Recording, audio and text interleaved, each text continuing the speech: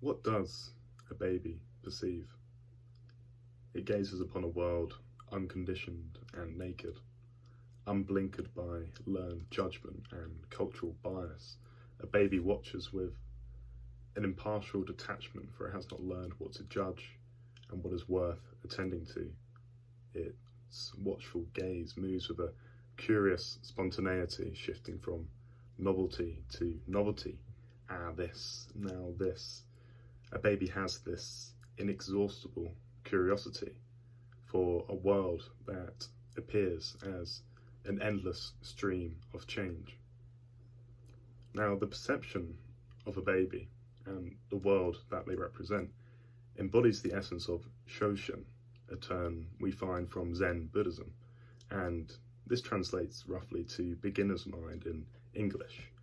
And this concept, I think, it captures the essence of seeing the world directly and unmediated by the cloud of preconceptions, biases, and models that often frame our experience of reality. Now, the baby, of course, does not literally arrive as a blank slate, but it is, of course, far less conditioned compared to a 20 or an 80-year-old. The developmental stage of infancy is one of open potentiality rather than rigid determinism. And this openness to experience allows for a sense of discovery and learning that is remarkable and vastly different to that of an adult. And the potential inherent in this open stage is immense. Every interaction, every sensory input contributes to the shaping of the infant's brain and the formation of synaptic connections. It's this stage of rapid development and synaptic plasticity. This open potentiality offers the promise of becoming anything, and is a stark contrast to the more deterministic state of the matured adult brain, which, although still adaptable, is to a greater extent conditioned and constrained by the years of established patterns, beliefs, and learned behaviours. Now, many people use psychedelics such as psilocybin or LSD are known to report this sense of perceiving the world afresh, of suddenly being raptured with a childlike curiosity for the sheer novelty of the natural world. A psychedelic, in essence, confronts the user with an altered mode of experiencing the world and themselves.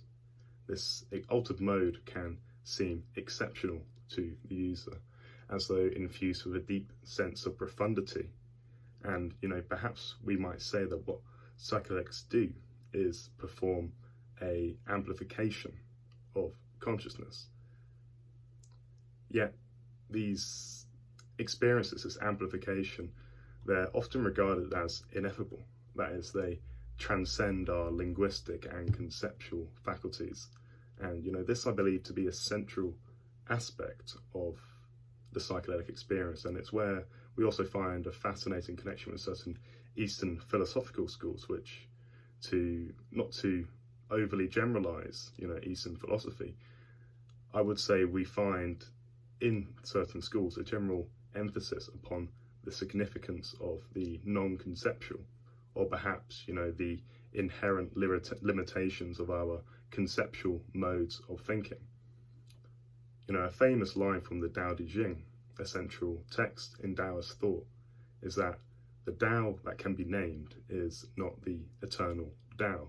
And what this attempts to illuminate is the trappings of language, that as soon as we particularize and approximate a phenomenon with words and concepts, we find ourselves dealing with descriptions rather than the thing described. Words, they concern our maps of phenomena, and we should not conflate them with the underlying terrain that we are mapping. When you describe something with language, you are constantly circling in on the thing described, but you can never really comprehensively or exhaustively pinpoint the phenomena with words. The word joy can never replace or even convincingly capture what the word joy is pointing to, the raw, primordial, and unmediated experience of joy. It transcends our capacity to conceptualize it with words and symbols. And, like I said, this property of transcending language is a central component of the psychedelic and mystical experiences, which, this capacity to induce mystical type experiences, I think, is where we can locate much of the healing potential with psychedelic use.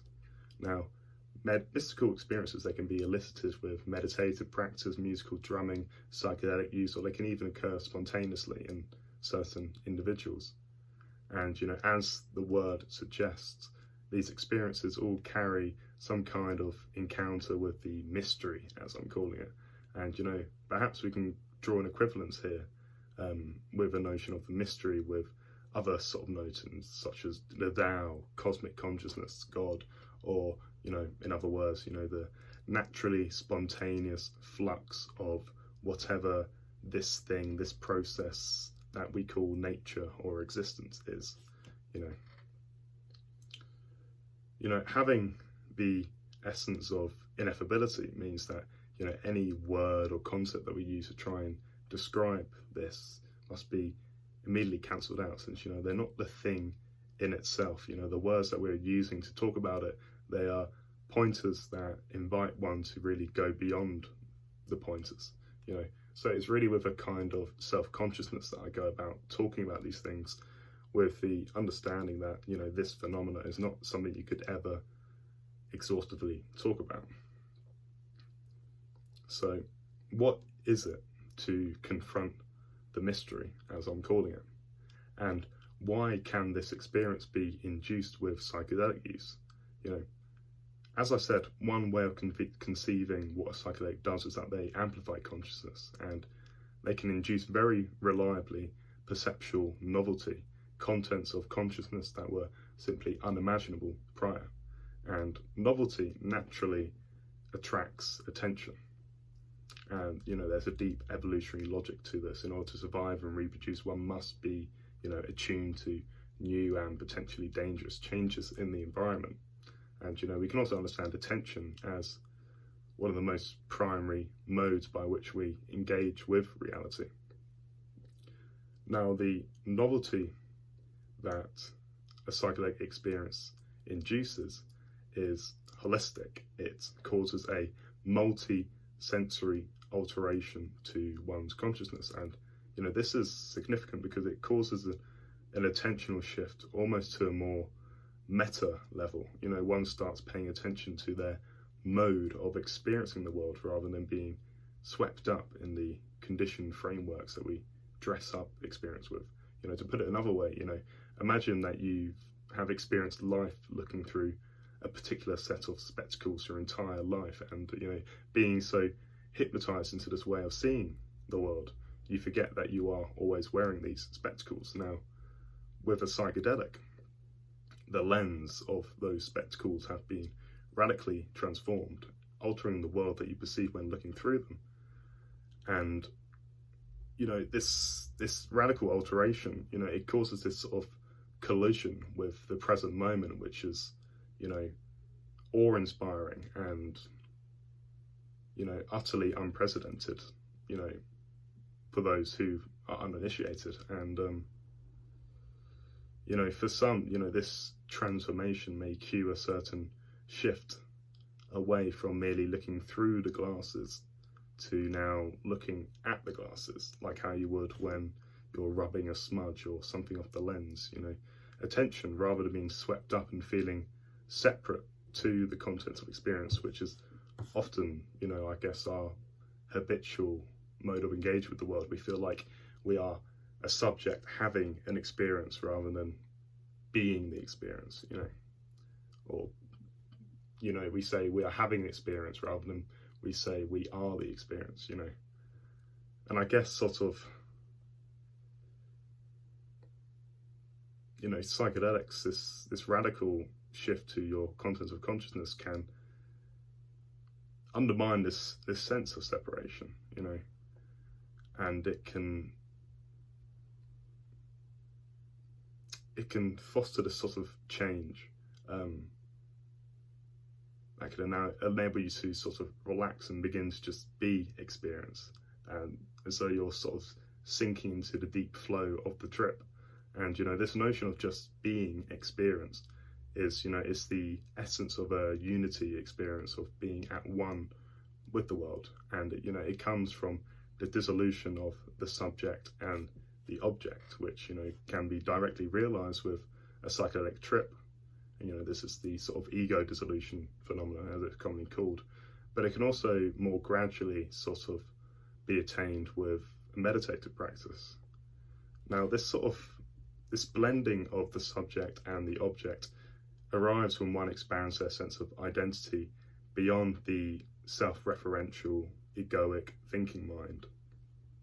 And it arrives when one begins to center their awareness in the sort of, the empty, spacious field whereby the thinking mind arises as a kind of spontaneous activity. Now, this empty space is not a nihilistic concept, but rather I suppose it's pointing to this intrinsic stillness to experience, a stillness that can be sensed concretely in the gaps that lie between thought, when the mind is empty and not being hypnotized with an attachment to the egoic thinking mind. This state can be apparent when you're just waking up in the morning and you're just there, But, very quickly this internal monologue will begin its articulatory process, and, then we are, we're lost in thought.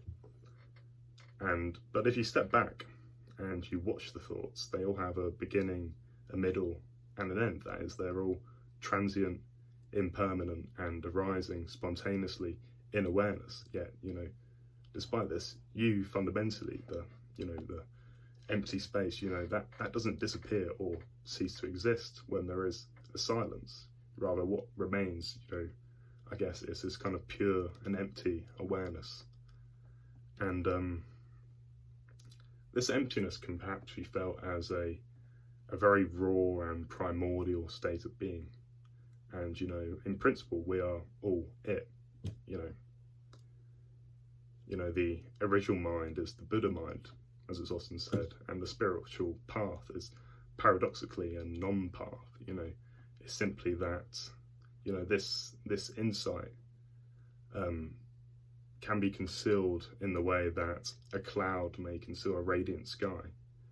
And yet this insight isn't something that the conceptual thinking mind can ever get or acquire. In fact, it's almost a negation of the whole notion of getting anything,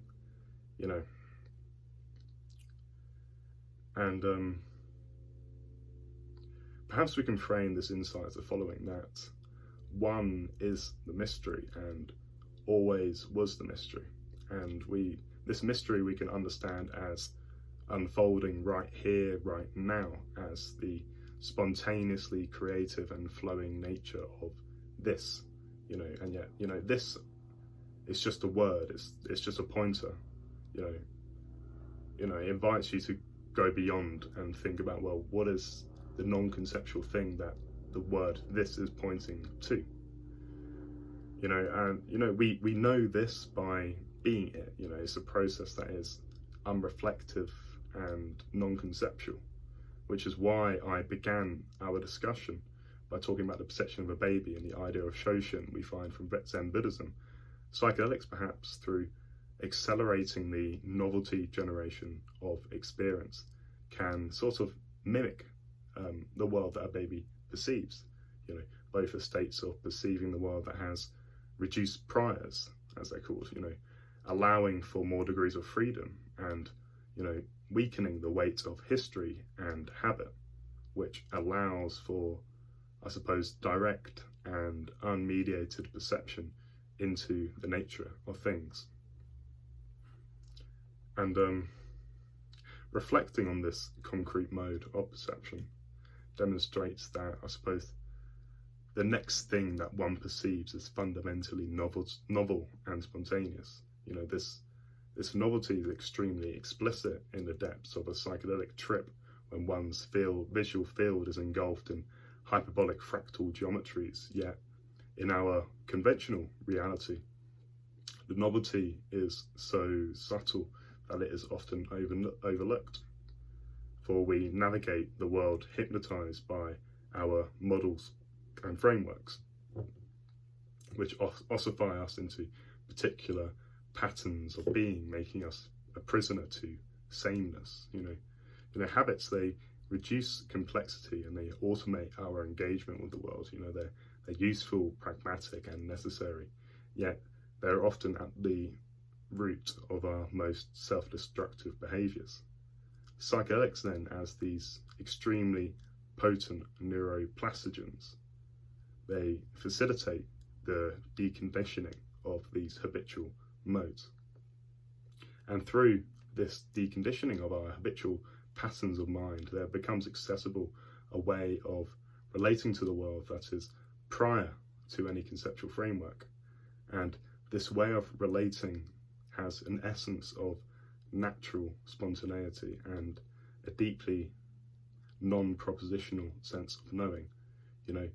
One's locus, or their center of awareness, shifts away from attachment to particular thought, feeling, or sensation.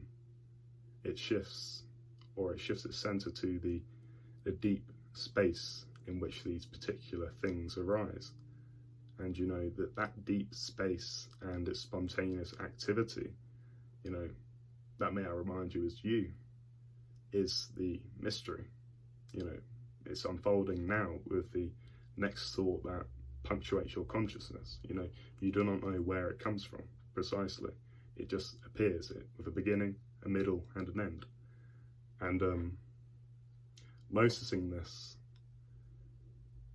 and